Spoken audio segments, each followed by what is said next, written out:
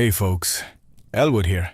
Today we flex our way into the Ice Age with the Neanderthals, nature's gym rats with a brain, a backbone, and surprisingly tasteful interior instincts. So before you get comfortable, take a moment to like the video and subscribe. But only if you genuinely enjoy what I do here. And let me know in the comments where you're tuning in from and what time it is for you. It's always fascinating to see who's joining us from around the world. Now, dim the lights, maybe turn on a fan for that soft background hum, and let's ease into tonight's journey together.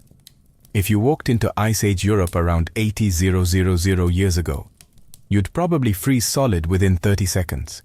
But before that happened, you might catch a glimpse of a Neanderthal, the local apex hominin, and possibly the only creature on Earth who looked like they could beat a mammoth in a wrestling match.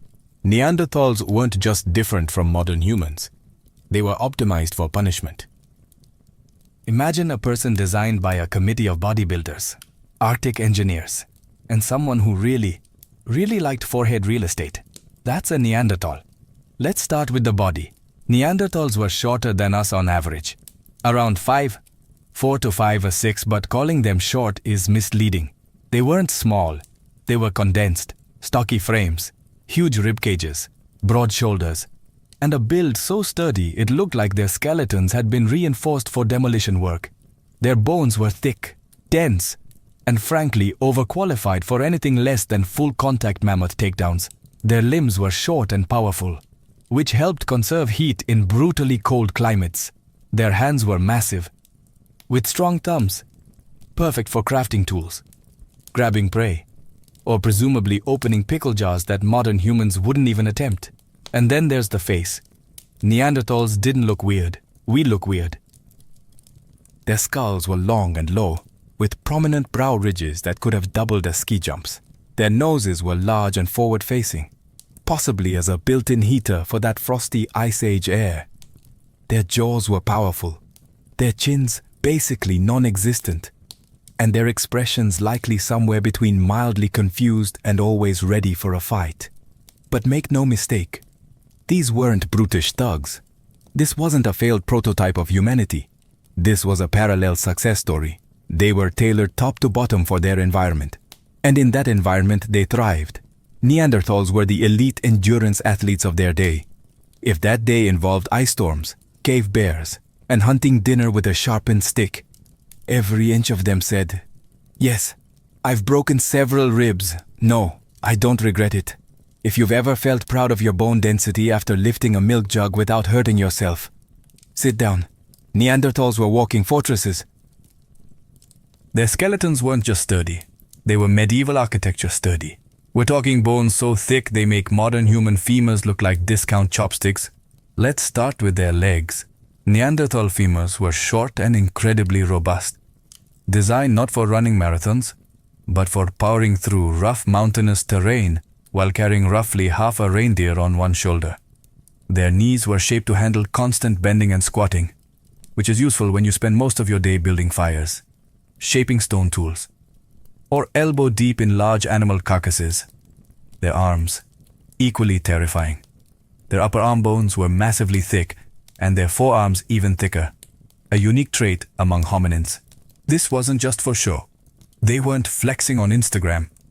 They were literally built to wield heavy tools and haul enormous prey across rocky tundra. If modern humans are built like Swiss Army knives, Neanderthals were jackhammers with eyebrows.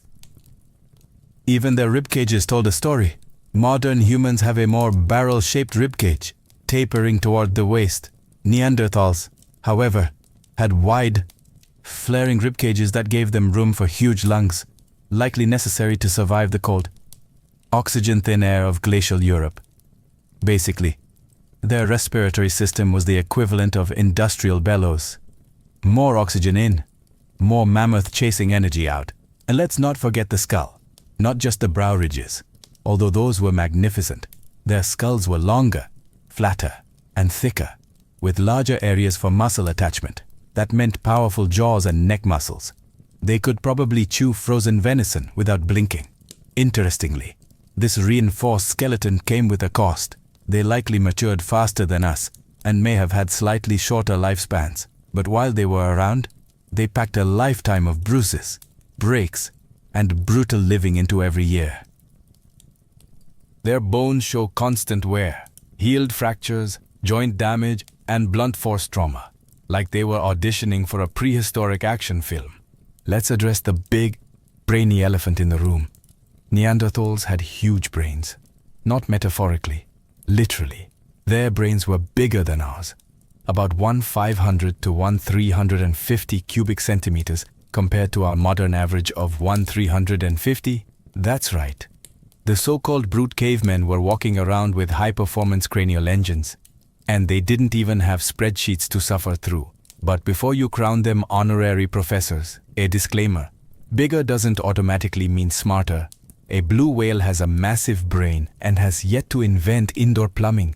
That said, Neanderthals weren't just carrying around cranial ballast. They used it. A large portion of their brain volume went towards sensory processing and motor skills, especially vision and movement coordination. That makes sense when your daily schedule includes stalking elk in a snowstorm and not accidentally walking off a cliff. They needed to navigate dangerous terrain, track animals over long distances, and work with tools, all without the aid of Google Maps or opposable thumbs that scrolled Instagram.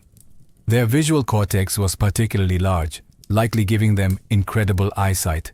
Picture sharp-eyed, frost-covered Neanderthals squinting dramatically into the blizzard like Ice Age anime characters, but with more fur and fewer monologues. And while their prefrontal cortex, the let's think before we do this part, might have been proportionally smaller than ours, evidence shows they weren't just acting on impulse. Their lives required planning, cooperation, and a surprising amount of creativity, including the kind that involves painting cave walls and possibly applying ochre like early makeup. So yes, your ancient Neanderthal aunt may have invented contouring long before TikTok did. Neanderthals also adapted impressively across Europe and parts of Asia, from dry steppe to icy tundra, which required some serious cognitive flexibility. They learned to use local resources, build shelter, make tools, and occasionally invent a new way to hurt themselves with flint. Still not impressed. Try this. We once thought all their tools and art were stolen ideas from early modern humans. Then we found Neanderthal art and ornaments older than anything Homo sapiens had done in the region. Turns out we were just late to the cave party. If nature had survived the worst conditions imaginable design contest, Neanderthals would have walked away with the prize, and probably the trophy too, just to use it as a hammer. These hominins weren't just adapted to the Ice Age, they were engineered for it. Picture the kind of weather that makes your nose hairs freeze, and now imagine living in that without heated floors, hoodies, or any concept of hot cocoa. That's Neanderthal territory. Their bodies were short and stocky, not by accident, but by design. This compact shape helped them conserve body heat, which is exactly what you want when your environment looks like the freezer aisle of a cursed grocery store. Long, lanky limbs lose heat faster. Neanderthals had limbs so thick and penguins would have nodded in approval. Their noses were massive, and no, not for sniffing out gossip. Their large nasal cavities helped warm and humidify frigid air before it reached their lungs. It was nature's version of an HVAC system, built directly into their faces. A useful adaptation, and a great excuse for having a face you could rest a brick on. Even their skin likely contributed to their icy resilience. While we can't know exact pigmentation, most scientists agree they probably had lighter skin tones to better synthesize vitamin D in low-light conditions. Because if you're going to survive 6 months of perpetual gloom, you'd better be able to wring sunshine out of a gray sky. Their lungs were likely enormous, needed to fuel bodies that were doing manual labor 24/7, climbing, hunting, hauling, carving, and occasionally inventing new ways to pull a muscle. That wide barrel chest wasn't for show. It was a prehistoric furnace. Clothing. Oh yes, they weren't running around in fur loincloths unless they were into that. Evidence suggests Neanderthals wore stitched hides to insulate themselves from the cold. And stitching isn't simple. It means they planned ahead, created tools, and probably had some version of winter wear and slightly less winter wear. In short, Neanderthals weren't barely surviving the Ice Age, they were thriving in it. They weren't nature's underdogs, they were nature's snowplows, designed to march through the cold, grunting softly, and wondering why the mammoths were always so dramatic about it. When you think of Neanderthal fashion, you probably imagine a single fur draped over one shoulder, maybe held on by a piece of vine, accessorized with a club and a general lack of self-awareness. But real Neanderthal clothing, surprisingly sophisticated, primitive, sure, but with more function than flair, and just enough chaos to make a medieval tailor weep. Let's be clear, Ice Age Europe wasn't a great place to experiment with fashion minimalism. If you went outside in winter wearing just optimism and vibes, you'd freeze solid before you could say, saber-toothed mistake. So Neanderthals got clever. Evidence suggests they didn't just wrap themselves in animal skins like discarded couch covers. They processed hides, softened them, and stitched them together, using bone needles. That's right. They were hand-sewing outfits out of deer and mammoth before buttons were even a concept, and they didn't even complain on Reddit. And let's talk about accessories. Some Neanderthal sites contain eagle talons, pierced shells, and beads. These weren't strictly functional, which implies they liked a little flair, maybe a dash of symbolism, maybe even some Ice Age swagger.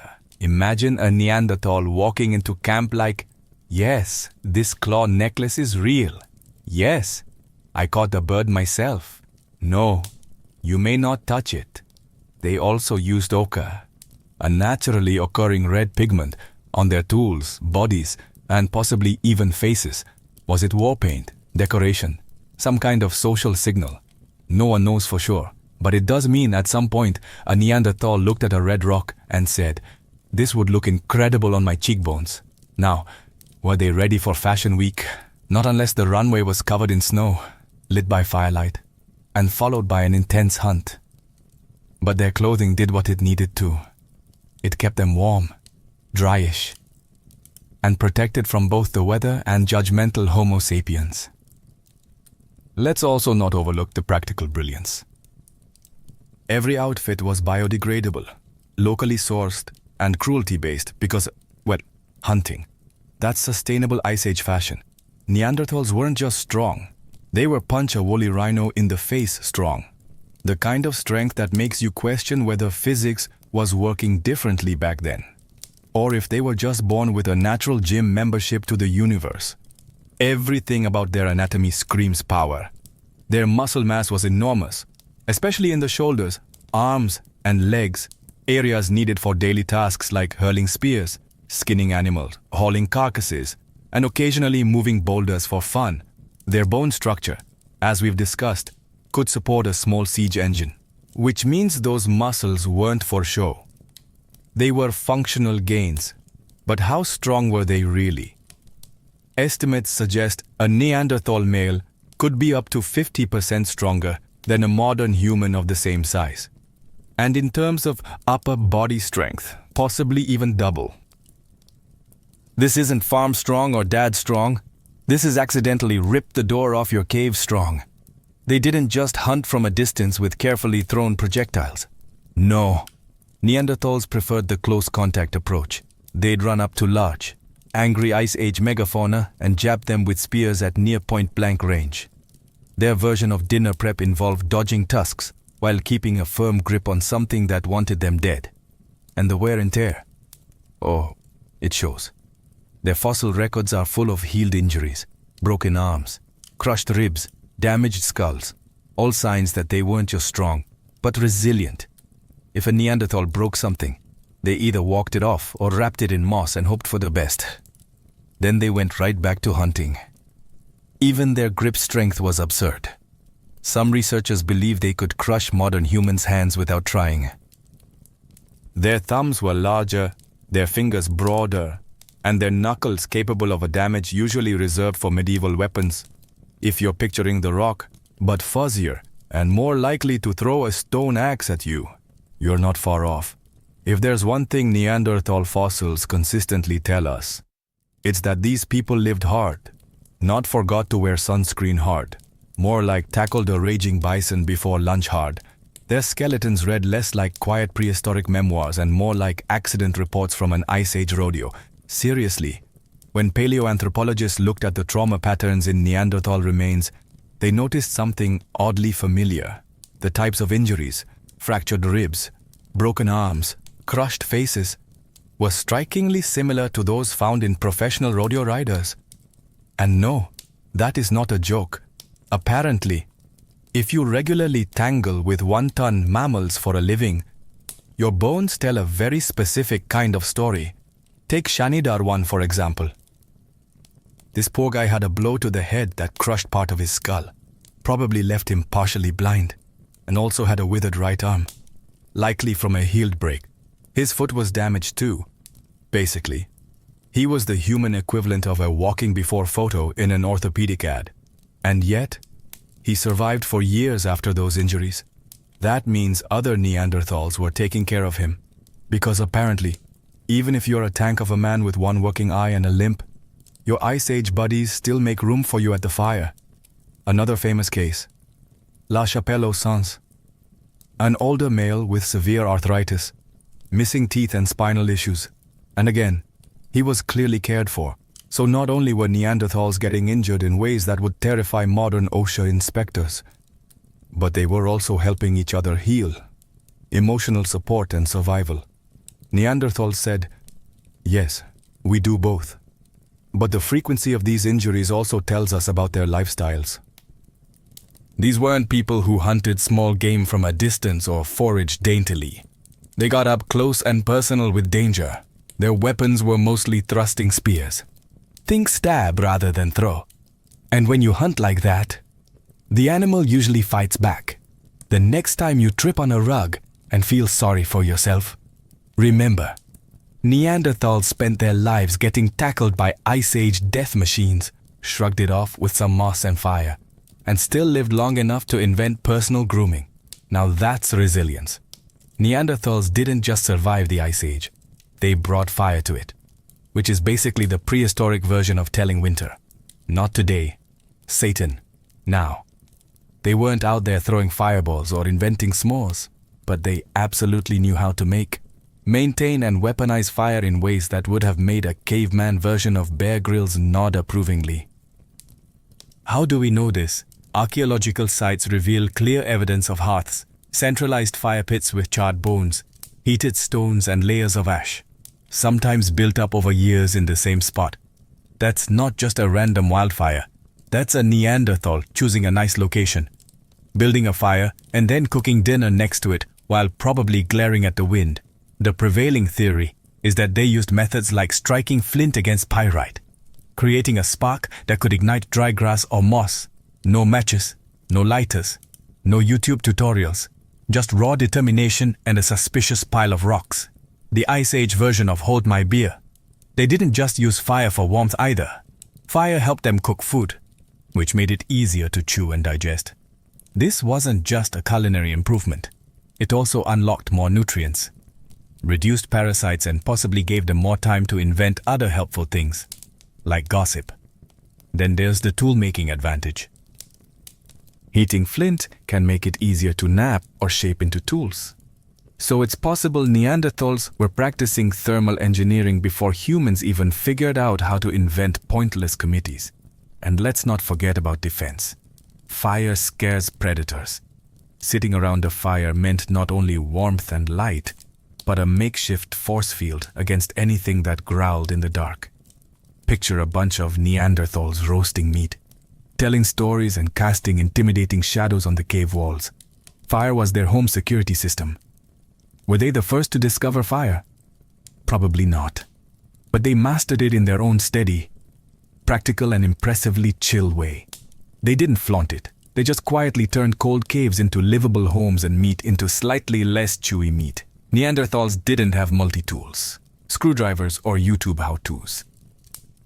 But give them a chunk of flint and a moment of silence and they'd whip up a toolkit that could skin a deer, build a shelter and possibly open a medieval wine bottle. Their tools weren't just sharp rocks. They were strategically crafted instruments made with attention to detail, purpose, and just the right amount of controlled violence. The primary technique they used, the Levallois method, a complicated multi-step process involving preparing a stone core in such a way that flakes could be removed in a predictable shape. In other words, they weren't just banging rocks together like toddlers. They were planning ahead, shaping cores, analyzing angles, and executing cuts with such finesse that modern archaeologists sometimes mistake their work for early Homo sapiens craftsmanship, which frankly must be annoying for them. Among the Neanderthal tool repertoire were scrapers, points, awls, borers, and even hafted tools, blades attached to wooden shafts using tree resin and sinew. That's not just make sharp thing, that's prehistoric composite engineering, which is a fancy way of saying duct tape but way harder to invent. They used these tools for everything: butchering meat, tanning hides, woodworking, and probably the occasional angry gesture. And let's be real, anyone who can figure out how to glue stone to stick using tree goo and patience deserves a TED Talk. Their toolkits varied by region too. This means Neanderthals weren't just copying one another, they were innovating, adapting their methods to local resources, climates, and prey. One group might use limestone, another flint. Some even seem to have experimented with bone and antler tools. It's like prehistoric Etsy. And they weren't afraid of improvement. Over time, their tools got more refined, more efficient, and arguably more deadly. This wasn't evolution doing the work. This was brains and practice. When most people picture Neanderthals, they imagine grunting figures hunched around a fire, club in one hand, dinner still twitching in the other. But the archaeological record tells a different story. One where the same people who could dismember a reindeer in 5 minutes also paused to decorate a shell or bury a loved one with flowers. Yes, Neanderthals had culture, and not just the kind that grows on old meat. Let's start with burials. Multiple Neanderthal sites show evidence of intentional graves, often in shallow pits, sometimes with grave goods or traces of pollen, suggesting flowers may have been placed with the dead. Whether this was spiritual, symbolic, or just a prehistoric version of he liked plants, we may never know. But the point is, they cared. They mourned. They didn't just toss grandma behind a boulder and call it a day. And then there's art. For years it was assumed Neanderthals didn't do art. That was supposed to be our thing. Then we found cave paintings in Spain made with red ochre over 64,000 years ago. Spoiler! That's before modern humans showed up in Europe. That awkward silence you hear is anthropology professors re-evaluating everything they once said with confidence. Neanderthals also collected decorative objects, pierced shells, feathers, eagle talons, things that served no obvious practical function unless they were secretly inventing cosplay. Some may have been used as ornaments, ritual objects, or social signals. Either way, they weren't just about surviving. They were about meaning. There's even a mysterious cave structure found in France, deep underground, made from broken stalagmites arranged into rings. No sunlight, no apparent use, no graffiti, just Neanderthals, 176,000 years ago, building in the dark like they were summoning something. Or maybe just being weird, who knows? And we can't forget language. They had the hyoid bone, crucial for speech, and genes related to language processing, so they may not have written poetry. But it's safe to say they weren't just grunting. Somewhere a Neanderthal once looked at another and said something meaningful, probably about meat, but still meaningful. Let's talk about what you're really curious about. Yes, Neanderthals and modern humans got together, romantically, biblically, DNA testably, when early Homo sapiens migrated into Europe and Asia around 60,000 years ago. They ran into the locals, the Neanderthals, and rather than treating them like distant cousins at a wedding, they did the evolutionary equivalent of asking, "You up?" With zero irony. We know this happened because it's written in our genes.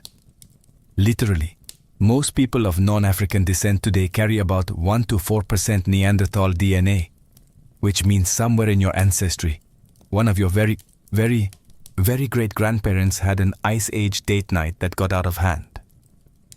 Was it love? Survival strategy. A prehistoric version of, well, the gene pool's not that big. Scientists are still debating. Some encounters were probably consensual, others less so. It's hard to say for certain what prehistoric romance looked like, but we do know it left genetic fingerprints that still linger in things like immune system traits, skin tone, and possibly your tendency to dislike cilantro. Also interesting, this wasn't just a one-time fluke. Genetic evidence shows that interbreeding happened multiple times, in different places, over thousands of years, so clearly. It wasn't just one confused Homo sapiens at a very dark cave party. And it wasn't all in one direction. Neanderthal males and Homo sapiens females seemed to mix more frequently, possibly due to the sheer charisma of early human travel stories and slightly better cheekbones. Though we'll never know if the ability. What we do know is that this mixing didn't result in a blended superspecies. The Neanderthals eventually disappeared, but parts of them live on in us. Your slightly wide nose. That could be a Neanderthal gift. Your love of red meat and aversion to cardio. Also suspicious. Before you laugh at Neanderthals for their giant brows or suspicious fashion choices, you should probably check your ancestry report. Because statistically speaking, you might be part Neanderthal. No offense, it's science, thanks to genome sequencing and the tireless efforts of geneticists with high-powered microscopes and too much coffee. We now know that most people of non-African descent carry about 1 to 4% Neanderthal DNA. That means if you're watching this, and your great-great-great-great-great-great-great-grandparent wore fur and didn't blink during snowstorms, congratulations, you're a little bit Ice Age. And this ancient inheritance isn't just a quirky footnote. It shows up in real ways. For starters, Neanderthal genes have been linked to traits involving skin tone, hair texture, immune response, and even pain sensitivity. So if you sunburn easily, react strangely to allergens, or stub your toe and feel like you've been shot, you may have the Neanderthal edition of human firmware. There's even evidence that Neanderthal DNA affects how people sleep, process fat, and respond to certain medications. Some studies suggest it may influence mood regulation, meaning, yes, your brooding tendencies and general grumpiness in winter may be genetically justified. But it's not all good news. Some Neanderthal gene variants have also been linked to conditions like type 2 diabetes, depression, and nicotine addiction.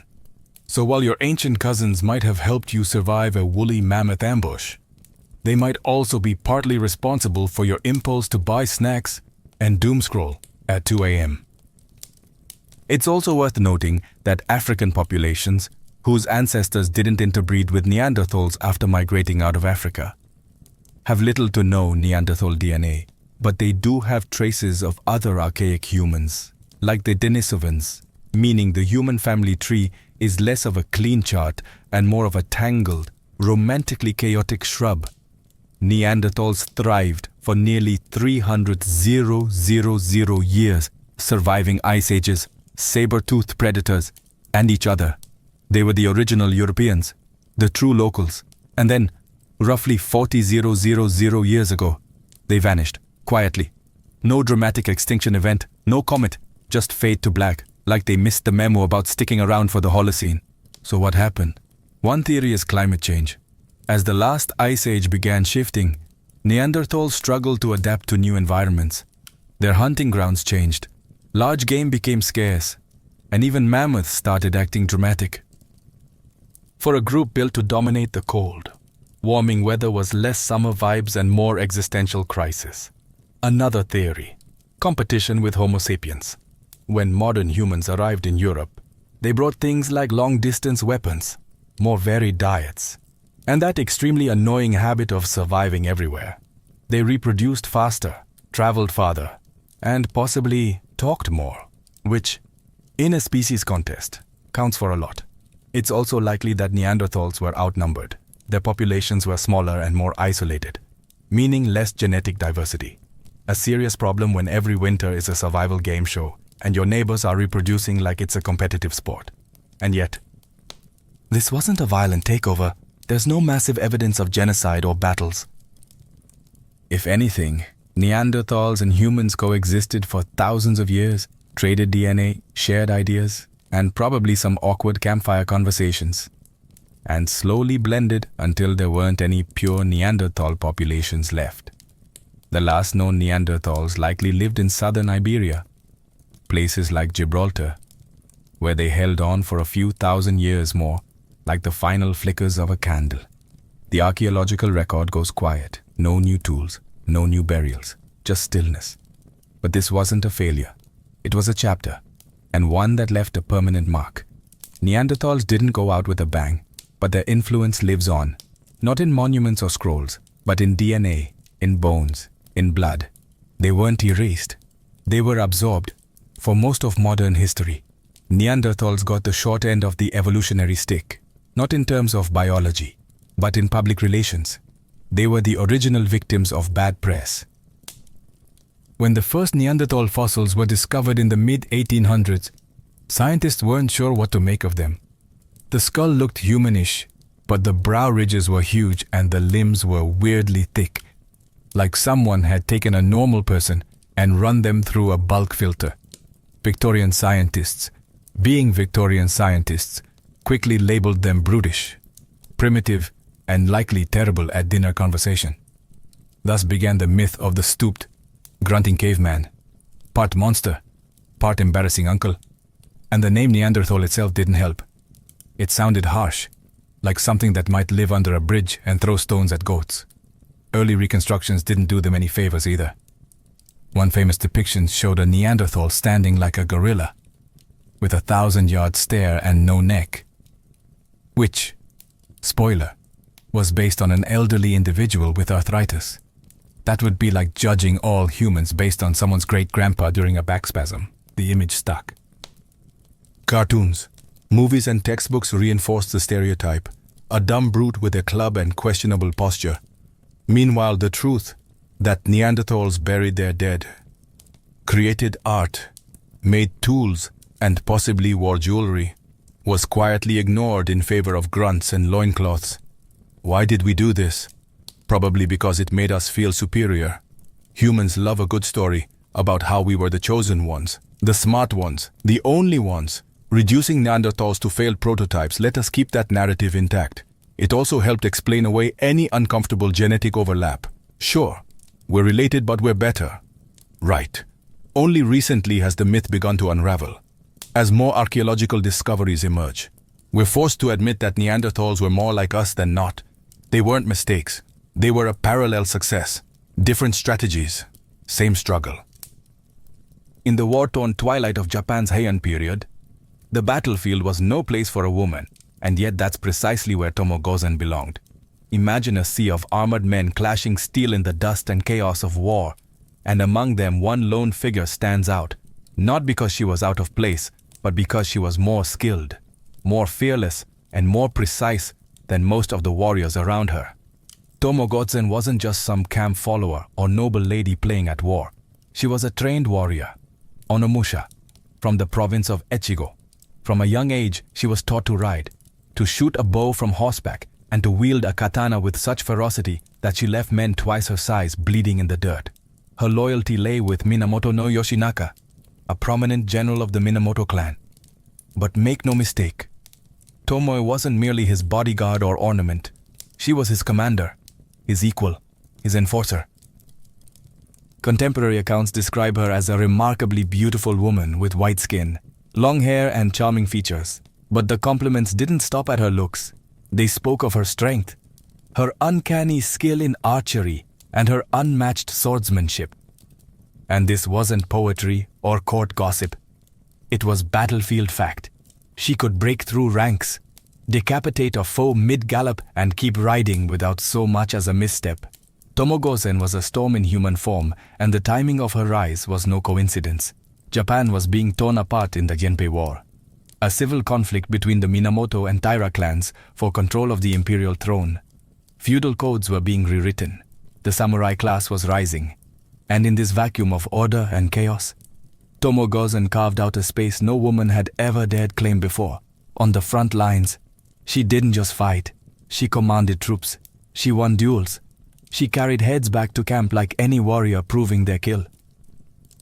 And most of all, she defied the carefully drawn lines of what womanhood was supposed to look like in 12th century Japan.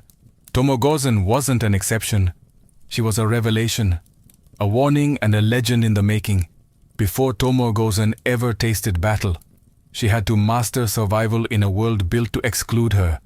Feudal Japan was steeped in hierarchy, honor and hard lines. Especially for women, daughters of samurai were expected to be polite, loyal and quiet. But Tomo's early life was anything but conventional. We don't know her exact birth date, but she was likely born into a minor samurai family during the late Heian period. Some accounts suggest she may have been raised in the household of Minamoto no Yoshinaka himself. Whether she was his concubine, foster sister, or trusted retainer remains debated. But what's not debated is her skill. That didn't appear by accident. That was earned. While young boys were handed swords and drilled in the Bushido code, Tomo would have had to prove again and again that she could do everything they could and better. Her training would have been brutal. Swordsmanship wasn't just about strength. It was about timing, control, and reading your opponent. She would have trained in kenjutsu for blade work and kyudo for archery, all while learning to fight in heavy armor and manage a warhorse in full gallop. In the rare moments of peace, she likely learned the nagintata, a curved blade polearm traditionally associated with female warriors. But make no mistake, this wasn't some symbolic ceremonial practice. This was preparation for real violence. Tomo's fighting style combined elegance and lethality. And she didn't just keep up with the men, she often surpassed them. This phase of her life, before the battles, before the legends, was marked by isolation. Most women didn't carry swords, most women didn't speak in strategy meetings, and most women weren't expected to live long on the battlefield. But Tomo forced the world to bend around her. Every skill she learned had to be twice as sharp, twice as precise, and twice as deadly as her male counterparts. Because if she failed, no one would call it a soldier's mistake. They'd call it a woman's weakness. And so, before Tomo Gozen could ever carve her name into the history books, she first had to carve her place into the samurai world, blade by blade, day by day, in silence and shadow, not by invitation, but by sheer will. By the time Tomo Gozen reached adulthood, Japan was on the brink of collapse. The Genpei War, a bitter civil conflict between the Taira and Minamoto clans, erupted in 1180. It wasn't just a clash of armies, it was a complete reshaping of the country's power structure. Emperors were being manipulated like chess pieces, and the warrior class was about to seize control of history, and Tomo, she was right in the thick of it. Her lord and possible lover, Minamoto no Yoshinaka, was a distant cousin to the more famous Minamoto no Yoritomo. But unlike Yoritomo, Yoshinaka wasn't content with standing in the shadows. He wanted control over Kyoto, over the Minamoto clan, over the entire country. And when war broke out, he didn't hesitate. He raised his own army in the northern provinces and began his campaign southward. Right beside him, Tomo Gozen. She wasn't just a token warrior to show off in court. Tomo led troops into battle. She made strategic decisions, and when the fighting got bloody, she was at the front lines, blade drawn, giving orders most men wouldn't dare to question. She was a symbol of Yoshinaka's audacity, his willingness to defy tradition and win by any means necessary. The Genpei War was a savage affair. Battles were fought on rivers, in forests, through mountains. Arrows rained like monsoon storms, and hand-to-hand combat left the earth soaked in blood. One of Tomo's most famous victories came during the Battle of Yokotogawara, where she reportedly led a charge that decimated enemy forces. Chronicles claims she personally took the heads of several samurai and presented them as trophies. It wasn't for vanity, it was for proof. Every kill was a receipt, every head a message. But war wasn't just about glory, it was about loyalty and betrayal. As Yoshinaka gained power, tensions rose with Yoritomo, who saw his cousin's ambition as a threat. The Minamoto clan, already splintered by pride and ego, began to turn inward. While the Taira remained the enemy on paper, Yoshinaka now had to watch his back. Tomoe, ever loyal, stayed close. But even the strongest sword couldn't cut through politics, and as the war intensified, so did the pressure. Not just on Yoshinaka's claim to power, but on Tomo's place in history as the Genpei War dragged on. Yoshinaka's ambition outpaced his alliances. In 1183, after a series of brilliant military victories, he achieved what many thought impossible. He drove the Taira out of Kyoto and took control of the imperial court. At that moment, he was the most powerful man in Japan. And standing beside him, as always, was Tomo Gozen, victorious, loyal, and bloodstained. But power is a double-edged blade. Yoshinaka had dreamed of restoring imperial authority, but the emperor and court nobles quickly realized he was as uncontrollable as the war he fought. He plundered the city, antagonized Kyoto's elite, and began making moves that alarmed even his fellow Minamoto. Most damning of all, he tried to take control of Emperor Go-Shirakawa, a symbolic act of supreme authority that would doom him politically. Minamoto no Yoritomo, now the de facto leader of the Minamoto faction, responded with swift condemnation. He declared Yoshinaka a traitor and dispatched 2 loyal generals, Minamoto no Noriori and the famed Minamoto no Yoshitsune, to eliminate him. The Minamoto civil war had begun, and Tome Gozen was now fighting not against the Taira, but against her own clan. What followed was a rapid, tragic descent. Yoshinaka, once the bold and reckless upstart, found himself outmaneuvered and outnumbered. He retreated from Kyoto with only a handful of loyal retainers, including Tomoe. They made their final stand at the Battle of Owazu in early 1184. It would be a last gasp, not for glory, but for honor. As the enemy closed in, Tomo fought like a demon unleashed. Chronicles say she charged into the enemy lines, found the strongest warrior she could, and promptly decapitated him before riding back through the carnage. It wasn't just skill, it was a message.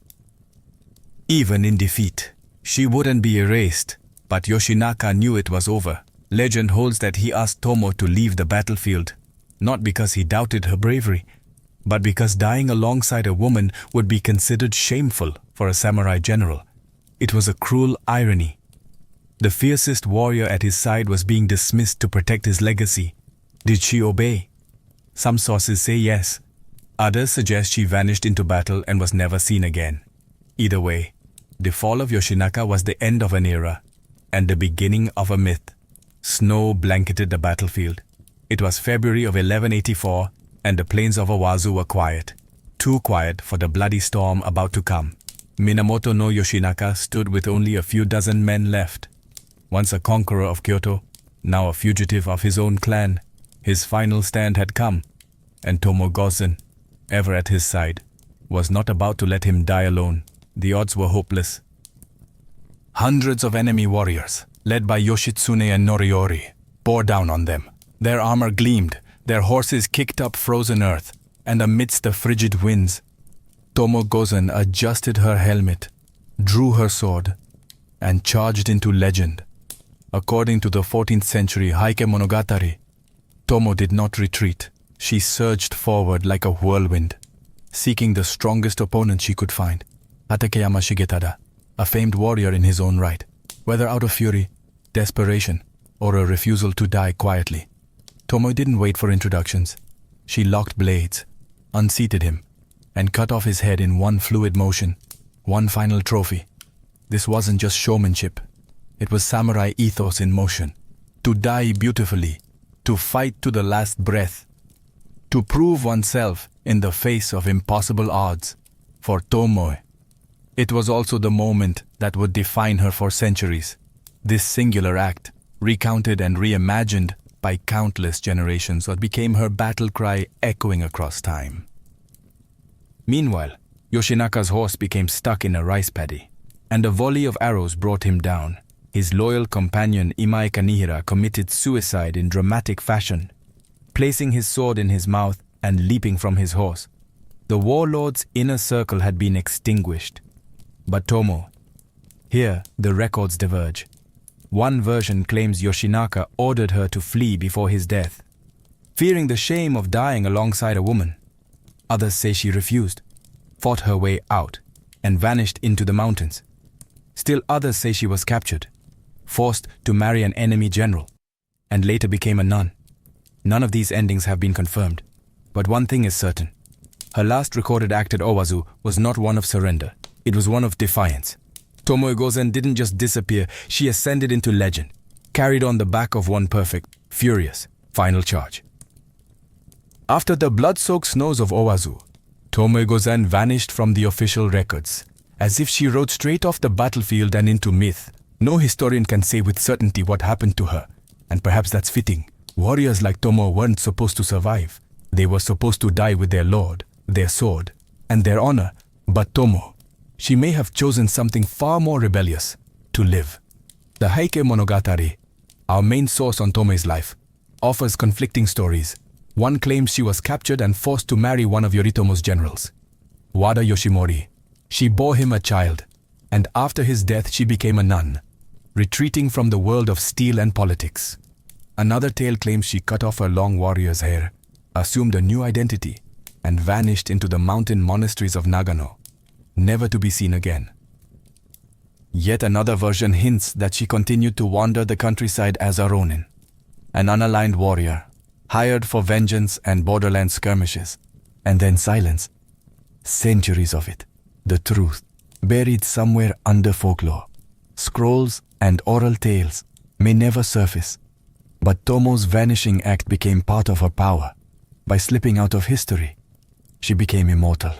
She was no longer constrained by one ending, one role, or one version of femininity. Instead, she became a symbol of possibility. What makes her story even more enigmatic is how Japan itself evolved in her absence. The rise of the shogunate under Minamoto no Yoritomo marked the beginning of the Kamakura period, a rigid, patriarchal era where women were pushed further into the background. Female warriors didn't vanish completely, but they were increasingly sidelined, romanticized, or erased. And yet Tomo endured, not in the dusty scrolls of official history perhaps, but in the stories mothers told their daughters and soldiers whispered around campfires. She became a ghost that haunted the samurai ideal.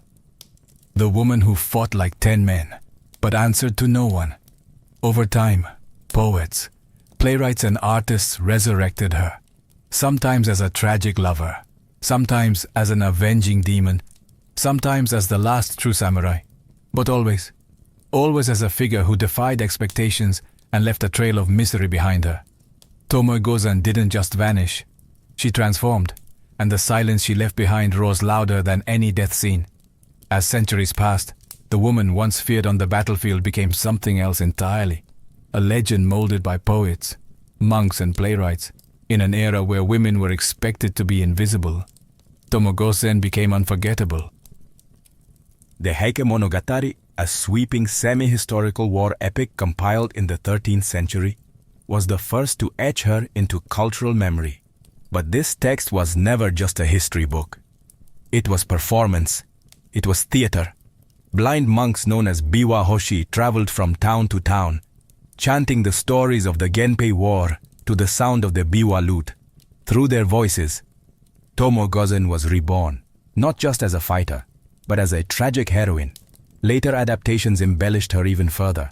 In No and Kabuki theater, Tomo became a recurring figure, her beauty exaggerated, her loyalty dramatized, her battles stylized to perfection.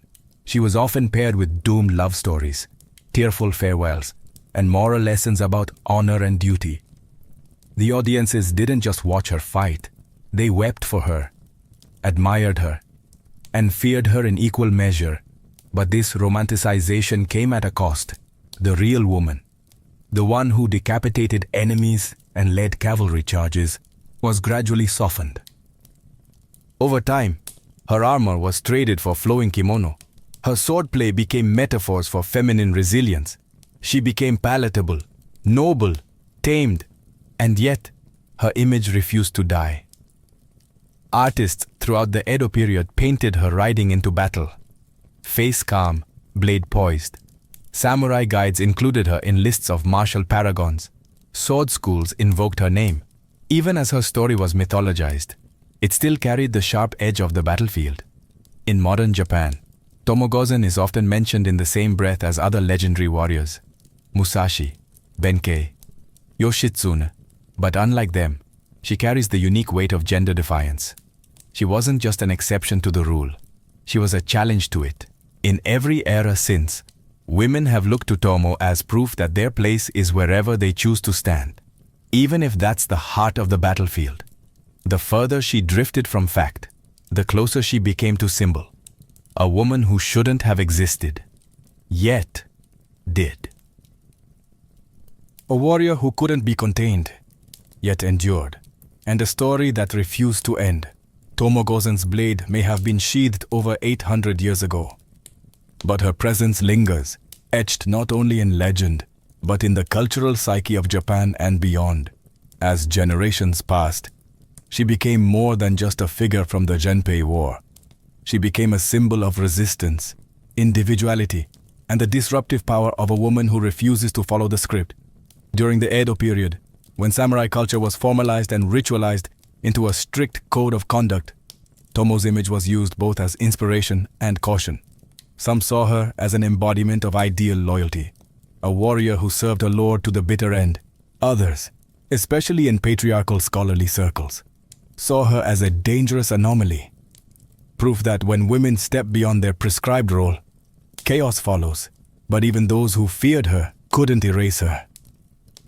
By the Meiji Restoration in the late 19th century, when Japan sought to modernize and define its national identity, Tomo re-emerged in textbooks and public discourse, this time as a patriotic heroine.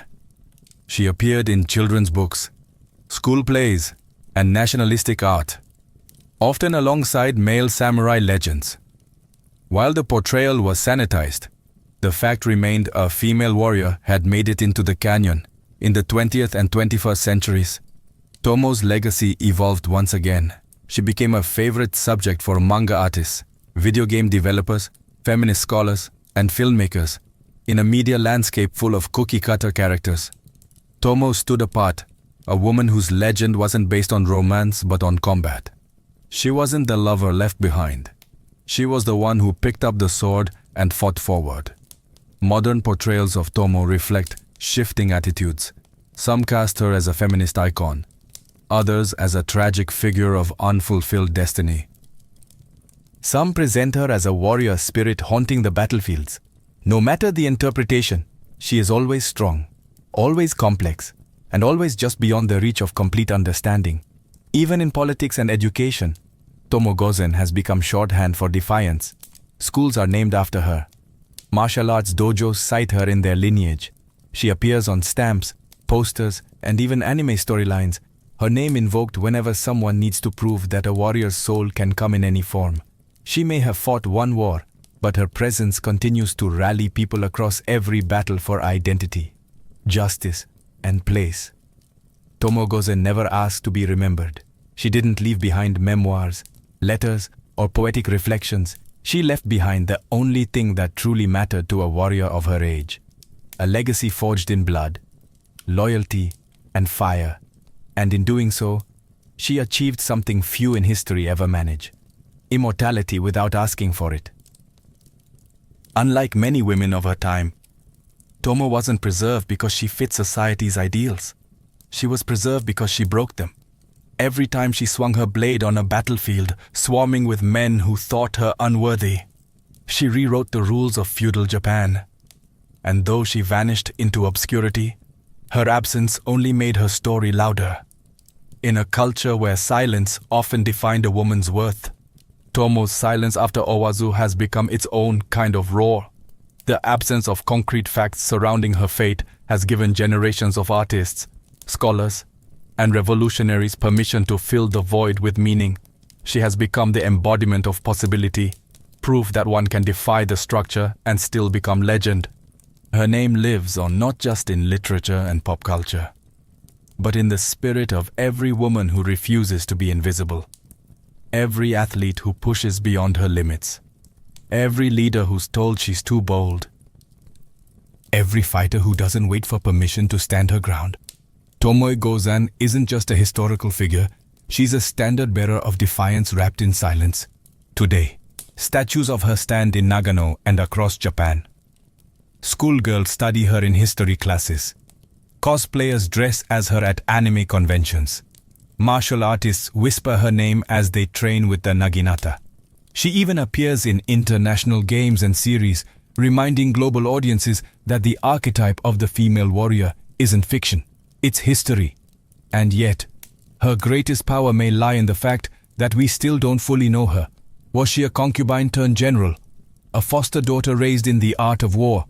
A lone ronin who walked into the mountains and never looked back? We may never uncover the full truth, but maybe that's the point. Tomoe Gozan was never meant to be one story. She was meant to be many, not bound by records nor erased by time, just eternally riding, sword drawn, into the legend she forged herself. Before satellites lit up the sky and compasses pointed north, ancient mariners stared out over endless horizons and asked the boldest question of all. What's out there? These weren't reckless fools. They were engineers, navigators, and dreamers, and with little more than the stars overhead and the winds in their sails, they carved sea routes that would become the first arteries of global connection. Humanity's relationship with the sea began tens of thousands of years ago. Some of the earliest evidence of watercraft dates back over 40,000 years, long before the agricultural revolution. Even then, early humans were already using rafts to reach distant islands like Australia, which required crossing hundreds of miles of open ocean. These were not lucky accidents. They were planned journeys made with a clear understanding of tides, winds, and celestial patterns. By 3000 BCE, maritime technology was flourishing. Cultures in Mesopotamia, the Indus Valley, and along the Nile were already using boats for trade and fishing. But it wasn't until certain cultures took to the high seas that true oceanic navigation began. These early seafarers faced enormous challenges: no maps, no written instructions, and often no guarantee they'd ever return. And yet they went, driven by necessity, curiosity, and survival. They read the waves like a book. They observed how clouds formed over islands, how birds flew at certain times of day, and how the stars rotated across the sky. The night sky in particular became their greatest tool. Polaris in the northern hemisphere, for instance, served as a fixed point for orientation. In the southern hemisphere, navigators watched the Southern Cross. These seafarers learned to feel the subtle push of currents beneath their hulls. They learned the sound of the wind in their sails, and most impressively, they passed this knowledge down orally for generations. Through chants, stories, and sacred traditions, their tools weren't compasses or astrolabes. Their tools were memory, observation, and intuition. This wasn't just survival. It was science before science had a name, a way of knowing the world that married nature and culture. And as they set out across unknown waters, these ancient mariners weren't just navigating oceans. They were laying the foundations for global trade, migration, and the first connections between civilizations that had never even heard each other's names. Long before the rise of Athens or the glory of Rome, the island of Crete was home to one of the most sophisticated seafaring civilizations the ancient world had ever seen, the Minoans. Flourishing from around 2000 to 1450 BCE, the Minoans weren't just islanders. They were maritime architects who turned the sea into a superhighway of culture, commerce, and control. At the heart of Minoan power was the city of Knossos, a sprawling palace complex adorned with vibrant frescoes of dolphins, ships, and sea life. These weren't decorative flourishes, they were declarations. The Minoans lived and breathed the sea. Their economy thrived on maritime trade, and their influence stretched across the Aegean, reaching Egypt, the Levant, and beyond. Unlike later Greek navies built for war, Minoan ships were designed for speed and stability, ideal for trade and diplomatic missions. Their vessels, often decorated with bird or bull motifs, used square sails and rowers to navigate the calm yet unpredictable Mediterranean. These ships carried everything from olive oil and wine to pottery and bronze. But more than goods, the Minoans carried ideas, art, religion, and technologies, dispersing them like waves across the Aegean. And how did they navigate? While there are no surviving Minoan navigational charts, archaeologists believe they relied on a combination of star-based navigation and visual markers. Coastal headlands, the color of the water, bird flight paths. Their consistent returns from long journeys suggest a deep understanding of seasonal winds and maritime rhythms, long before anyone wrote them down. One of the most remarkable signs of Minoan maritime prowess is their role in the development of the Greek alphabet. By interacting with Near Eastern cultures like the Phoenicians, the Minoans helped pave the way for one of history's most influential scripts. Their ships weren't just ferrying cargo. They were floating vessels of cultural exchange. But like many sea-based powers, their end may have come from the very ocean they mastered. Around 1450 BCE, a volcanic eruption on the nearby island of Thera, modern-day Santorini, may have triggered tsunamis and ash clouds that devastated Minoan ports and destabilized their control. Whether by nature or invasion, their ships eventually disappeared from the waves. Still, the Minoans left behind more than ruins. They left behind it meant to rule not by land, but by sea. If the Minoans were the artists of the sea, then the Phoenicians were its tireless entrepreneurs. From around 1500 BCE to 300 BCE, the Phoenicians, a loose confederation of city-states like Tyre, Sidon and Byblos, dominated the eastern Mediterranean, not with armies, but with fleets. Their legacy isn't one of empires and conquests, it's one of navigation, trade and the spread of culture across the known world. The Phoenicians didn't have a unified kingdom or grand capital. What they had were ships, and lots of them. These were sleek, fast and highly maneuverable vessels capable of long-distance trade. Using both square sails and banks of oars, their ships could hug coastlines or dart across open water. And with them they brought glass, cedar wood, purple dye, and most importantly, ideas. They were the middlemen of the ancient world, linking Egypt with Anatolia, Greece with Mesopotamia, and North Africa with the Western Mediterranean. They established outposts and colonies across the coastlines, most famously Carthage in North Africa, which would later rise to rival Rome. Each colony acted like a node in a vast maritime network, with the mother cities back east reaping the benefits of trans-Mediterranean commerce. But how did they manage to sail such distances with no compass or sextant, like their Minoan predecessors? The Phoenicians used the stars, particularly Polaris, the North Star, as their guide. They also understood prevailing wind patterns, coastal features, and current behavior. Many scholars credit them with developing one of the first systems of celestial navigation in the Western world. Yet their greatest contribution wasn't something they carried. It was something they invented: the alphabet. The Phoenician writing system, developed around 1050 BCE, was a revolutionary leap. An alphabet of just 22 characters, representing sounds rather than entire words or syllables. This script would go on to inspire the Greek, Latin, Hebrew, and Arabic alphabets. Through this linguistic breakthrough and their seafaring tenacity, the Phoenicians didn't just trade, they connected. They turned the sea from a barrier into a bridge, linking cultures, languages, and economies. And they did so not by colonizing hearts and minds, but by sailing from one to the next. The Mediterranean wasn't just their highway, it was their identity.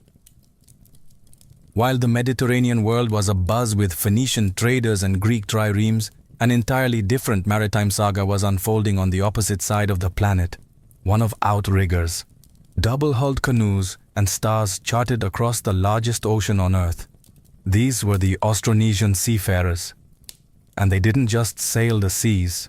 They colonized half the planet's surface without metal tools, maps, or written language. Originating from what is now Taiwan around 3000 BCE, the Austronesians expanded steadily southward and eastward, hopping from island to island with astonishing speed. By 1500 BCE, they had reached the Philippines, Indonesia, and the edges of New Guinea. By 1000 BCE, they were in Micronesia and Melanesia. And by the 1st century CE, they had reached as far as Madagascar to the west and Easter Island to the east. an arc of human migration that spans over 10,000 miles. Their vessels were marvels of engineering. Austronesians developed outrigger canoes for stability, and later double-hulled voyaging canoes capable of carrying families, livestock and cargo across thousands of miles of open ocean. They harnessed wind through crab-claw sails and used paddles for precision near islands. But what truly set them apart was their unparalleled skill in navigation. They used the sun, moon, planets, and more than 200 stars as guides, but that's just the beginning. Austronesian navigators, especially the famed Polynesian wayfinders, read the ocean like a living map. They could detect subtle changes in wave patterns caused by distant islands reflecting swells. They followed seabird flight paths, studied cloud formations, and even tasted seawater for salinity shifts near land. This wasn't instinct. It was highly refined science passed down orally through chance and memory devices. Their migration wasn't random exploration. It was intentional and repeatable. Lapita pottery, a distinctive cultural artifact, marks their path across the Pacific, showing how interconnected their world truly was. They weren't just island hoppers. They were civilization builders, spreading agriculture, languages, and technology wherever they landed. And in many ways, they still are.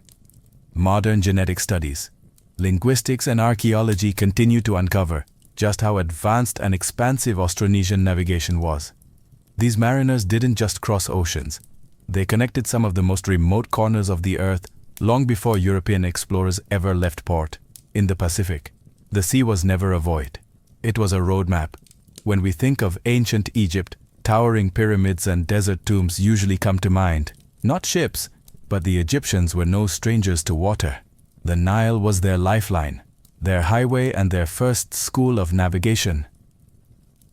Yet what's often overlooked is how the Egyptians extended their maritime reach far beyond the riverbanks, venturing into the Red Sea and possibly even further afield.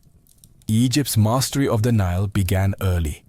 As far back as 3000 BCE, they built large wooden boats with planks lashed together by rope and sealed with resin. These vessels, propelled by both sails and oars, were essential for transporting goods, soldiers, and grain across the vast stretches of the river. But the Nile was only the beginning. By the time of Pharaoh Hatshepsut in the 15th century BCE, Egypt was launching sea expeditions from ports along the Red Sea. Her famous voyage to the mysterious land of Punt, possibly located in modern-day Somalia, Eritrea, or southern Arabia, was a landmark in ancient maritime history. Reliefs from her mortuary temple at Deir el-Bahari showed detailed depictions of large cargo ships loaded with exotic animals, incense trees, and gold, all returning from a successful voyage across the sea. These weren't accidental drifts.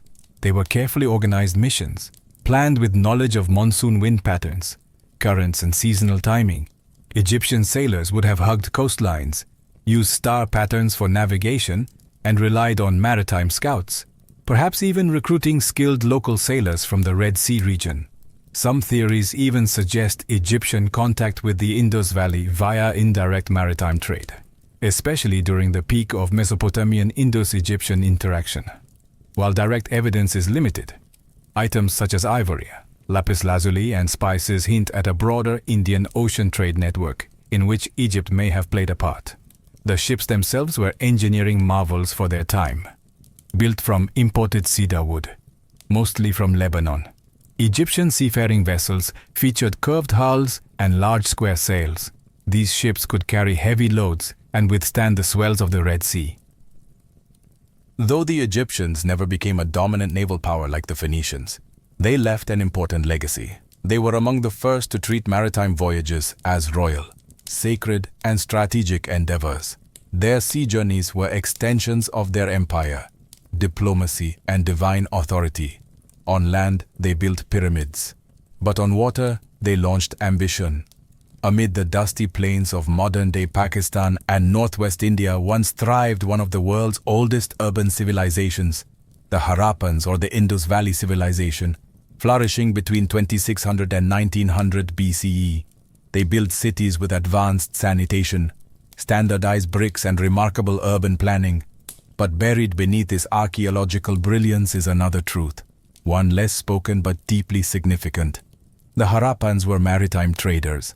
Unlike Egypt or Mesopotamia, the Harappans left behind no deciphered writing, no grand naval reliefs, and no epic tales of sea voyages. Yet clues of their maritime prowess quietly dot the archaeological record. Excavations at Lothal, a major Harappan port city in Gujarat, revealed what many believe is one of the world's earliest known dockyards. Measuring 218 meters long with floodgates and channels, it connected to an ancient river that flowed to the Arabian Sea. Proof that Harappan engineers weren't just thinking inland but outward. Artifacts tell the rest of the story. Harappan seals and goods, beads, ivory, ceramics, have been found in Mesopotamia, specifically in the Sumerian cities of Ur and Lagash. Akkadian texts refer to a distant land called Meluha, likely the Indus region, from which boats arrived bearing exotic goods. In return, the Harappans received silver, tin and lapis lazuli, suggesting a complex trade network stretching from the Persian Gulf to the broader Near East. But how did they sail? While no complete Harappan ships survive, miniature models, terracotta boats and carved depictions suggest the use of flat-bottomed river craft and sea-going vessels. They likely used the same seasonal monsoon winds that would later drive Arabian and Indian traders across the Indian Ocean. Harappan mariners probably hugged coastlines, stopping at natural harbors and estuaries, and navigated using celestial cues and current patterns. Unlike the warrior-focused empires of their time, the Harappans were remarkably peaceful. Their cities show little evidence of warfare or fortifications. This makes their maritime connections even more intriguing. They weren't conquering foreign shores. They were connecting them through trade and diplomacy. And then, around 1900 BCE, the civilization began to decline. Rivers shifted, trade dwindled, and cities were abandoned. Their script faded with them, leaving behind a silent question. Just how far did their ships sail? Though their voices are lost, the water trails remain, etched in harbors, seals, and silent stones. For the ancient Greeks, the sea wasn't just a pathway, it was destiny. Cradled by the Aegean, Ionian, and Mediterranean seas, Greek civilization emerged in a world where sailing was as essential as farming. From the age of Homeric epics to the height of Athenian naval dominance, the Greeks turned maritime culture into art, science, and strategy. Their earliest stories, those of Odysseus battling sea monsters and Jason chasing the Golden Fleece, weren't mere myths. They were reflections of a people intimately tied to the sea. Greek city-states like Athens, Corinth, and Rhodes all relied on the ocean not just for trade, but for identity. Their gods had dominion over waves. Their heroes set sail. Their empires floated on hulls of wood and ambition. By the 8th century BCE, Greek colonists were setting out across the Mediterranean, founding cities from Sicily to the Black Sea coast. These colonies weren't military outposts, they were trade hubs, cultural satellites, and vital ports in a vast economic web. Goods flowed both ways: olive oil, wine, and pottery from Greece, grain, metals, and slaves from afar. To navigate, Greek sailors relied heavily on coastal sightlines, the stars, especially the rising and setting of specific constellations, and oral navigation knowledge passed through generations. Their ships evolved from simple merchant vessels to formidable war machines like the trireme, a sleek three-tiered galley rowed by up to 170 men and armed with a bronze battering ram. The trireme was more than a ship. It was a floating expression of Athenian democracy and power. At its peak in the 5th century BCE, Athens boasted the most powerful navy in the ancient world. The Delian League, originally a defensive alliance against Persia, became an Athenian-led maritime empire. Their navy ensured control over sea lanes, tributes from allied cities, and the free flow of resources into Athens, feeding its golden age of philosophy, architecture, and drama. But with power came vulnerability. The Peloponnesian War against Sparta saw Athens' over-reliance on sea dominance backfire. Naval defeats, blockades, and internal strife brought about its downfall. Still, the legacy endured. Greek maritime innovations in cartography, celestial navigation, and shipbuilding laid the groundwork for Roman and later European seafaring, and their belief that the sea was a stage for glory, knowledge, and tragedy echoes in Western thought even today. For a people who started as landlocked farmers and shepherds, the Romans were late to embrace the sea. But once they did, they didn't just join the naval powers of the ancient world. They crushed them. The Mediterranean, once a patchwork of rival fleets and scattered colonies, became what the Romans proudly called Mare Nostrum, our sea. Early Rome was no maritime superpower. The Etruscans and Greeks dominated Italy's coasts, while Carthage, founded by Phoenician settlers, ruled the western Mediterranean with the most formidable navy in the region. But everything changed during the Punic Wars. Faced with Carthage's naval superiority, the Romans made a bold move. They reverse-engineered a captured Carthaginian warship. In an astonishing feat of industrial determination, they built an entire fleet, hundreds of ships, in mere months. But they added something uniquely Roman: the corvus, a boarding bridge that turned sea battles into land combat. This innovation played to Rome's strength in infantry, allowing legionaries to storm enemy ships as if they were charging a fortress.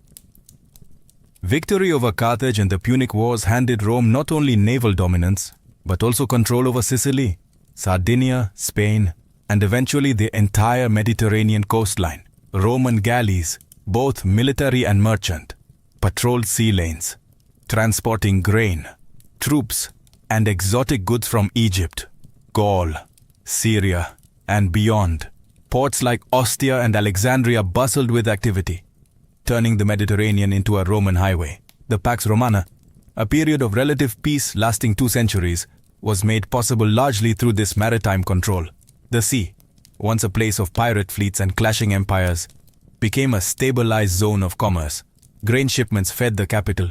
Luxury goods, silk, spices, pearls, flowed in from India and China via maritime routes, stretching to the Red Sea and Persian Gulf. Roman sailors used a combination of dead reckoning, coastal sailing, and celestial navigation, aided by detailed maritime itineraries known as periploi. Though lacking compasses, they mastered the rhythms of wind and current, especially the Atician winds that made return voyages in the eastern Mediterranean predictable. Rome didn't just conquer by land, it sustained itself by sea. Its navy protected trade, enforced imperial will, and ensured communication across vast distances with their fleets. The Romans did what no other culture had yet managed. They turned the chaotic sea into an empire. Long before modern maps and compasses and diesel engines, the ancient world was already connected by an invisible latticework of sea routes, drawn not with ink, but with wind, memory, and stars, from the reed boats of the Nile to the double-hulled canoes of the Pacific. These early maritime cultures didn't just explore the seas, they defined them, and their legacy still lingers in every port, every trade route, and every ship that crosses the waves today. The knowledge passed down by Minoans, Phoenicians, Austronesians, Egyptians, and others became the bedrock of future navigation.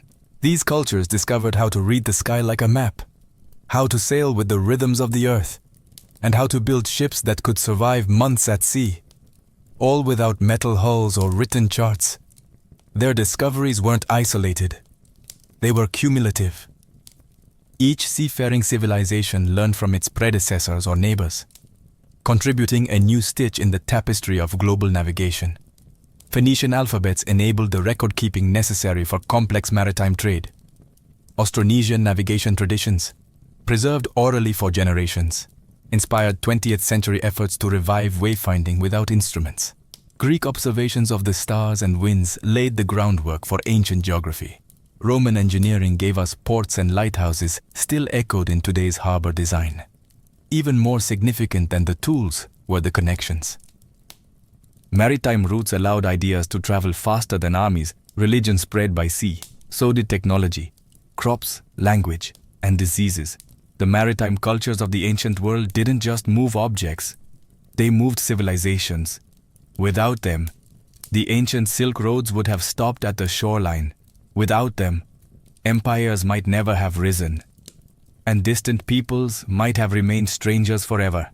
And yet, for all their accomplishments, so many of these early sailors remained nameless. Their stories were rarely written down.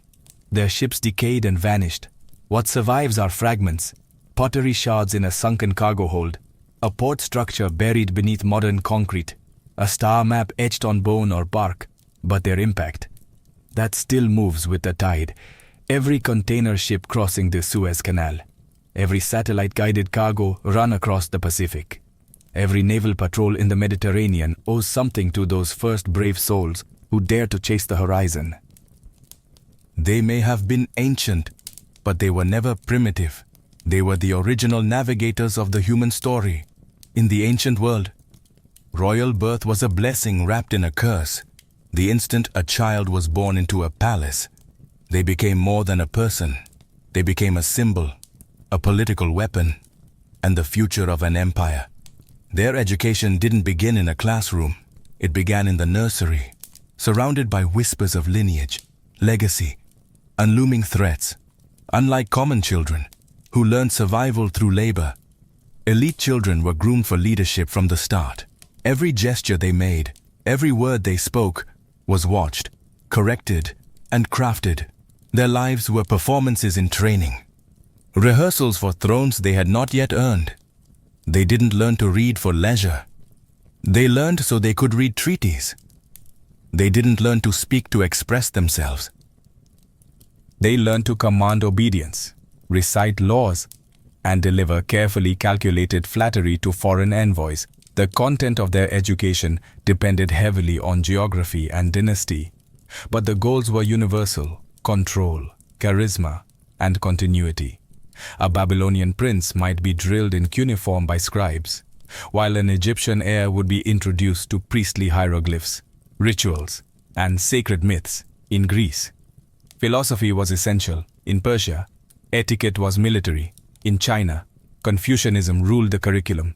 Even their toys were political: miniature weapons, board games simulating strategy, and symbolic animals reflected the roles they were expected to master. Tutors weren't just teachers. They were handlers, carefully chosen by the court. They were loyal, elite, and often expendable.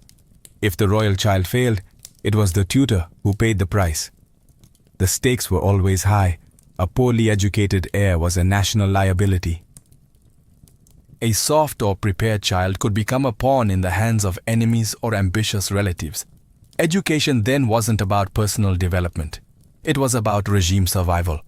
But for all its strictness, royal education could also be dazzling. These children were exposed to astronomy, medicine, foreign languages, ethics, and art long before the rest of the world. Some of them became polymaths, statesmen, generals, and scholars, raised not just to rule but to outshine every mind in the room. To be born royal in the ancient world wasn't just to be born lucky. It was to be born into a lifelong test. And education was the first battlefield. Behind every powerful ruler in the ancient world was often a far more obscure figure: the tutor. These weren't just glorified babysitters. They were philosophers, priests, generals, and political operatives. Their task: to shape a child not just into an adult, but into a ruler, a diplomat, and sometimes a god. Few tutor-student pairings have echoed louder through history than that of Aristotle and Alexander the Great. Chosen by Philip of Macedon, Aristotle was tasked with turning the headstrong prince into something more than just a warrior. He taught him ethics, rhetoric, zoology, geography, and philosophy, and infused him with an insatiable hunger for knowledge. When Alexander later conquered the known world, he carried copies of Homer and philosophical texts with him like sacred weapons. Aristotle hadn't just taught him facts, he had crafted the inner world of a future conqueror. But Aristotle was no exception. In the Roman Empire, Seneca, the Stoic philosopher and statesman, was assigned to tutor the young Nero. He tried to shape the boy with virtue, logic, and restraint. Unfortunately, history tells us that Nero grew into one of Rome's most infamous tyrants. The failure wasn't entirely Seneca's. but it showed how even the best teachers couldn't overcome a student's darker instincts or courtly influence. In Persia, royal tutors were often military men, chosen for their loyalty and their ability to instill discipline. Princes of the Achaemenid dynasty were taught hunting, horseback riding, and combat from the age of 7, alongside moral training in truthfulness and justice, all under the watchful eyes of elite mentors. Their education was practical, Spartan, and deeply political. In ancient China, Confucian scholars held enormous sway over the upbringing of princes. They instilled ideals of filial piety, hierarchy, and ritual. But woe to the tutor who taught the wrong thing. A slip of the tongue could lead to banishment or death if a lesson contradicted the emperor's doctrine. Being a royal tutor meant living in the shadows, shaping history through someone else's mouth and hand. They had to be wise but invisible, commanding yet deferential. They walked a dangerous line, get too close, and they were envied, fail, and they were discarded, succeed, and their names lived on only if their students made history, while the sons and daughters of farmers learned from life. Elite children of the ancient world learned from systems built behind palace walls, private academies, temple libraries, and in some cases, secret priestly schools that protected knowledge like it was gold. Education for royals wasn't just about preparing for power. It was about controlling the flow of knowledge. The one thing more dangerous than armies. In ancient Egypt, priesthoods were the gatekeepers of education. Royal children, especially future pharaohs, were sometimes educated in temple schools where instruction included reading hieroglyphs, memorizing religious texts, understanding ritual practice, and learning astronomy and medicine. These were not skills shared with the general public. Literacy was rare, sacred, and only those destined to govern or interpret the divine were granted access. Much of this training was conducted in what we might call secret schools, within temples like those at Karnak or Heliopolis. Knowledge was transmitted from priest to pupil in complete confidentiality. The curriculum wasn't just religious, it was political. Knowing how to recite spells, interpret omens, or plan rituals gave rulers control over life and death in the eyes of their people. Persia had its own elite educational structure. The sons of Persian nobility, especially those close to the king, were educated in what Herodotus called the king's school, hidden from public view. These boys learned truth-telling, riding, archery, and leadership. They also absorbed Zoroastrian ethics and statecraft. This schooling wasn't just for princes. It was for future satraps, generals, and administrators, men expected to control provinces and armies with unwavering loyalty.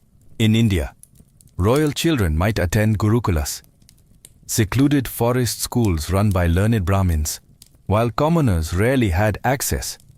Princes were often placed under the guidance of a single guru who taught them everything from Vedic hymns to martial skills. The education was holistic, spiritual, intellectual, and physical, and again deeply hierarchical. Knowledge was tailored to caste, role, and destiny. Even in Greece, where education was more democratized in some cities, elite children like those in Sparta or Athens received specialized training. Spartan royal sons were placed in the agog, the state-run military academy. Athenian aristocrats hired private tutors in logic, strategy, and rhetoric, because knowing how to win a war was only half the battle. Knowing how to win an argument could be even more important. In all these worlds, knowledge wasn't merely taught, it was guarded, passed like a sword, meant only for those who could wield it. In the ancient world, royal women were rarely expected to lead armies or govern states. But that didn't mean their education was trivial. In fact, for many dynasties, the instruction of elite daughters was just as calculated and strategic as that of their brothers. Because royal women weren't only daughters, they were future queens, priestesses, political pawns, and sometimes power players. In Egypt, royal women could hold immense influence. Queens like Hatshepsut and Nefertiti didn't merely stand beside pharaohs. They ruled, built temples, and engaged in diplomacy. This required education. Princesses in Egypt were often taught by temple priests in reading hieroglyphs, reciting religious texts, managing estates, and performing sacred rituals. Those destined to become God's wives of Amun were initiated into priestly orders, learning rites and theology far beyond the reach of commoners. Some even participated in governance with knowledge that rivaled their male counterparts. In Persia, royal women were kept behind palace curtains, but they weren't idle. The Achaemenid queens were entrusted with managing vast estates, overseeing treasuries, and maintaining courtly alliances. To do so, they were taught bookkeeping, diplomacy, and political etiquette. Greek historians like Xenophon note how Persian queens engaged in behind-the-scenes governance, indicating a quiet but formidable education. In ancient Greece, the story is mixed. In Athens, education for women, even elite ones, was minimal and domestic. Music, weaving, household management, and some reading. But in Sparta, royal women were raised for strength. They trained in physical fitness, rhetoric, and Spartan values. A Spartan princess could speak her mind and command estates while her husband waged war. And when Spartan men died young in battle, it was often the women who upheld the legacy. In India and China, noble women's education reflected religious and dynastic priorities. In the Gupta Empire, royal daughters were sometimes schooled in Sanskrit, music, poetry, and philosophy, skills designed to enhance their allure and status. In imperial China, empresses and consorts were taught Confucian ethics, calligraphy, and palace protocol. Those destined for political roles, like Empress Luji or Wu Zetian, went far beyond, mastering governance, surveillance, and statecraft under the guise of etiquette. Royal women walked a delicate path. They were expected to charm, not rule, but when circumstances changed, they often stepped into power, and when they did, their education wasn't a frill. It was their arsenal. If swords won battles, speech won empires. In the ancient world, a royal's ability to speak wasn't a soft skill, it was a weapon. Language, rhetoric, and public persuasion were essential tools of rule, diplomacy, and survival. And so, elite children weren't merely taught to speak. They were trained to captivate, manipulate, and command through words.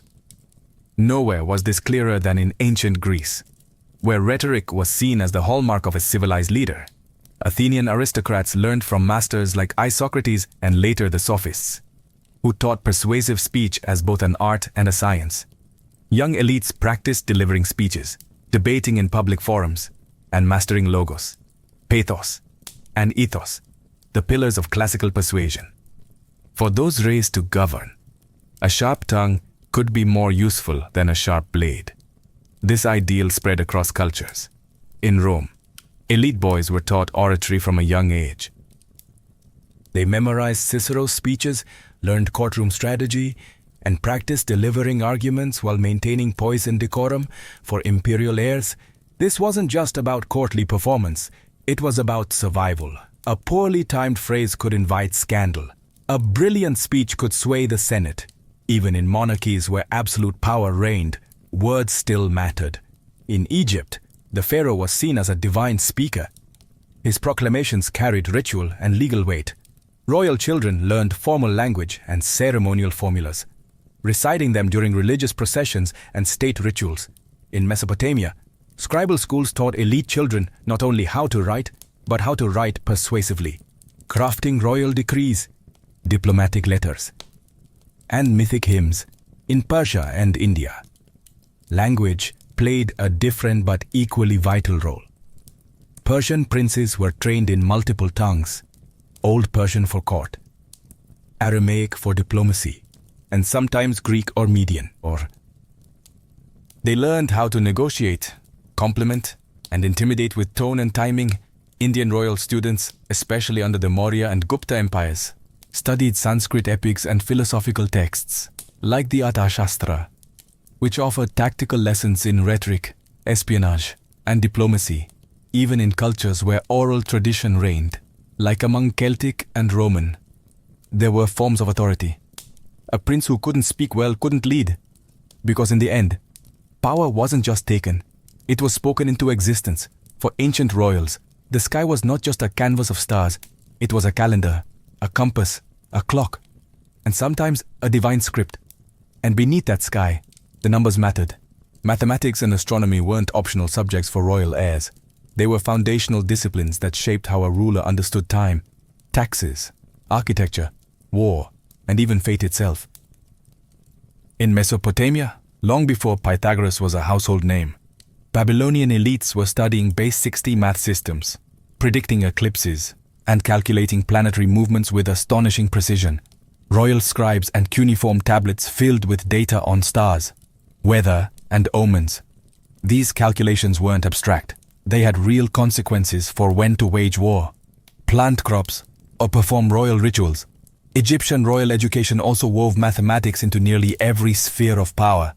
Pharaohs needed to understand land measurement for taxation after Nile floods. They also had to oversee monumental building projects, temples, tombs, and pyramids, requiring geometric knowledge and logistical skill. Astronomy guided Egypt's religious calendar, and royal children were taught to track the heliacal rising of Sirius, which heralded the annual inundation and marked the start of the year. In ancient India, members of the royal class were exposed to the deep mathematical traditions found in texts like the Sulba Sutras, and later, Aryabhata's work on algebra and planetary motion. Astronomy was both scientific and spiritual, essential for aligning rituals and interpreting omens. A wise king consulted the stars, but an educated one could interpret them himself. The Greeks refined these teachings, making them more systematic and philosophical. A Macedonian prince like Alexander would study arithmetic and astronomy alongside ethics and logic.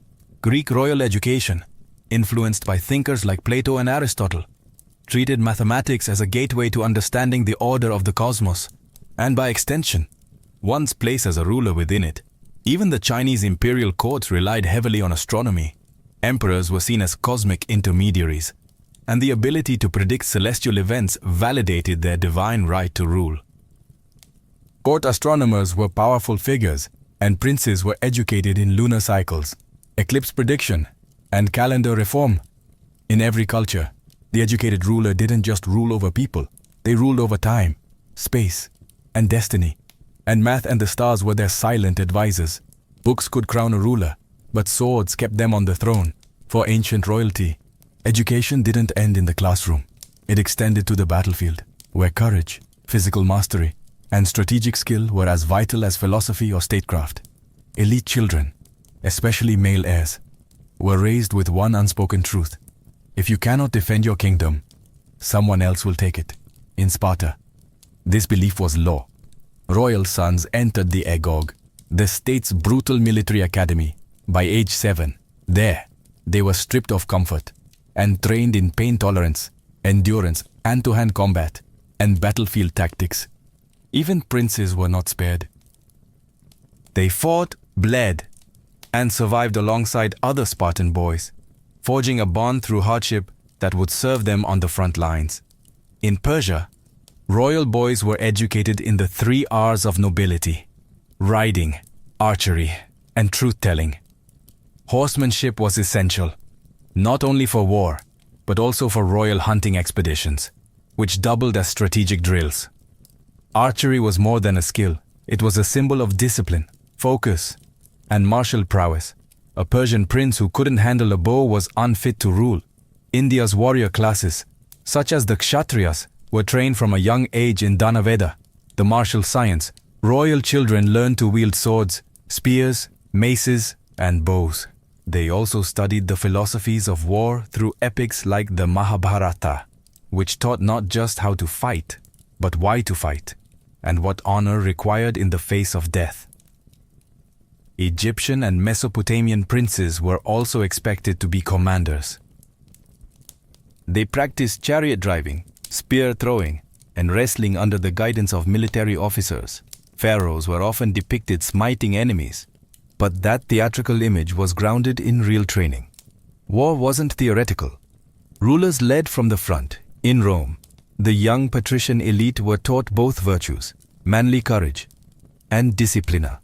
They trained with wooden swords, learned formations, and read military histories. Julius Caesar wasn't just a scholar. He was a hardened general, trained to balance pen and sword from youth. Even Chinese princes, often more insulated by bureaucracy, practiced martial arts, archery, and horseback riding as part of their princely curriculum. The ruler was expected to embody both the civil and the military ideal, the wen and the wu, in every empire.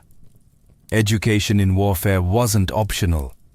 It was survival for a royal child. A misplaced word could start a war. A glance held too long could spark a scandal. In ancient courts, knowing how to sit, speak, and smile was as much a weapon as wielding a sword. Etiquette wasn't fluff, it was strategy. Behind every bow and banquet was a game of survival. And royal education drilled this into the heirs of empires, from China to Persia. Court etiquette was codified to a level of near paralysis. In Han China, princes were expected to memorize and observe the Li, ritual codes dictating everything from how to greet a superior to how to mourn properly. A single breach of protocol could be interpreted as rebellion. Young royals were taught to move with precision, to speak with restraint, and to read the power dynamics in every room. In Persia, royal children were schooled in the art of courtly appearance. This included not just dress and manners, but also how to handle envoys, deflect insults, and respond with poise under pressure.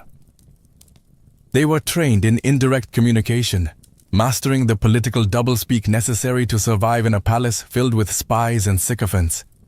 In India, Natishastra, the science of politics and ethics, was a key part of elite education. Texts like the Arthashastra outlined how a king must navigate betrayal, use informants, and maintain a balance between diplomacy and force. Royal heirs were expected to understand these concepts early, because one wrong alliance or naive gesture could cost them their throne or their life. The Greeks and Romans, too, took court behavior seriously. Athenian elites were schooled in charis, personal charm and grace, while Roman boys learned the art of flattery, public conduct, and surveillance. Julius Caesar wasn't just trained to fight. He was taught how to win over senators, undermine rivals, and read a man's ambition by his tone. In Egypt, etiquette blurred with divinity. The pharaoh wasn't just royalty, he was a god. Royal children were taught to behave with serene dignity at all times, their bodies seen as symbols of cosmic order. Even their posture mattered. Their stillness wasn't passivity, it was power in silence. And always, beneath the manners and rituals, lay espionage. Tutors often taught princes how to test loyalty, gather secrets, and spot deception. Because in every palace, someone was always watching, and survival depended on watching back. A royal education was never just about shaping a child. It was about shaping the future of a dynasty. For ancient elites, every lesson in logic, battle, etiquette, and language carried the weight of generations. A well-educated ruler could unite kingdoms, stabilize empires, and earn immortality in marble and myth. A poorly prepared one could unravel everything. In many ways, royal education was the empire's gamble on itself. Every coin minted, every scroll copied, every tutor hired, was an investment in a single person's ability to hold the realm together. And the pressure on that child, whether prince, princess, or pawn, was immense. Take Alexander the Great. His conquest of half the known world wasn't just fueled by ambition or cavalry tactics. It was rooted in years of tailored instruction under Aristotle, who instilled in him a thirst for knowledge, debate, and divine destiny. Alexander didn't merely conquer. He carried with him Greek culture, science, and diplomacy, becoming a symbol of Hellenistic unification. Contrast that with Nero, who was also rigorously trained by none other than the Stoic philosopher Seneca. He had every educational advantage Rome could offer, yet still descended into cruelty, paranoia, and excess. His failure wasn't just personal. It cast a shadow over the Roman imperial image, igniting revolts and tarnishing Rome's authority for years. Education, it turned out, was not a guarantee. It was a crucible. For royal women, the stakes were no less grave. A queen consort could become regent, a princess could be married off as a peace offering, or rise to rule in her own right. The education of figures like Cleopatra or Wu Zetian wasn't a luxury. It was preparation for empire. Their ability to speak multiple languages, manage treasuries, and navigate deadly court politics kept them alive and in power. Even long after their deaths, the impact of these royal educations endured. Many rulers became patrons of learning, founding academies, libraries, and temples of knowledge. Their own childhood instruction became the model for future generations, repeated, refined, and ritualized. In the end, the education of the royal child was never just about the child. It was about legacy, about ensuring the past didn't die, and that the future could be ruled with wisdom, not just force.